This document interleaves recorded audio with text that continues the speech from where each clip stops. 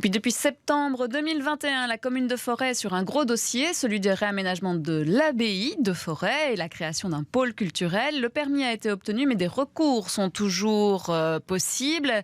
Alors la commune avance petit à petit avec précaution et des modifications sont déjà visibles sur les plans. Bonjour Camille Payot. Bonjour. Oui, à l'origine, il devait y avoir des bâtiments dédiés à l'Horeca, comme celui de la fabrique, qui devait servir de forum et accueillir un bar. Mais finalement, il a été supprimé et remplacé par un aménagement paysager. Alors, les objectifs de ce dossier sont de revitaliser l'espace et de permettre un accès à la culture grâce à une bibliothèque, une académie, une galerie d'art pour le centre culturel du Bras ou encore un espace dédié à la jeunesse. Mais avant de construire, il faut démolir, comme l'explique l'échevin en charge de la revitalisation des quartiers, Charles Papens. Le rachat d'une parcelle qui était presque intégrée dans le parc de l'abbaye, mais qui appartenait à Audi et qui était utilisée comme parking. Et donc aujourd'hui, on va déminéraliser cette parcelle et en faire un espace boisé, donc un parc dans lequel sera planté de très nombreux arbres. Aussi des démolitions de maisons.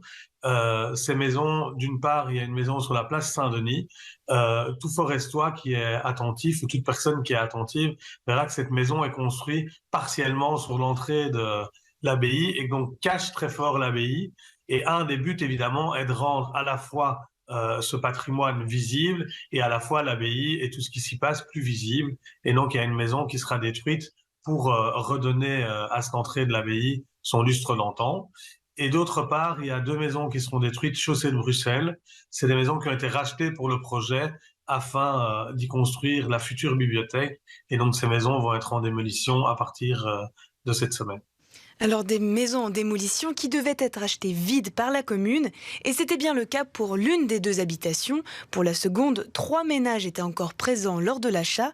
Ils ont pu rester un peu plus de 2 ans dans le bâtiment, mais avec l'annonce de la démolition, ils ont dû déménager et la commune assure que ces personnes ont pu être relogées. Du côté des travaux de la bibliothèque, il faudra encore attendre un petit peu avant le début, elle se tiendra à la place des habitations une fois leur démolition et des fouilles archéologiques devront être réalisées. Alors cela risque d'être plus long que prévu, surtout si des découvertes sont faites. Mais selon l'échevin, si tout se déroule comme prévu, les travaux débuteront à la fin du printemps ou au début de l'été 2024.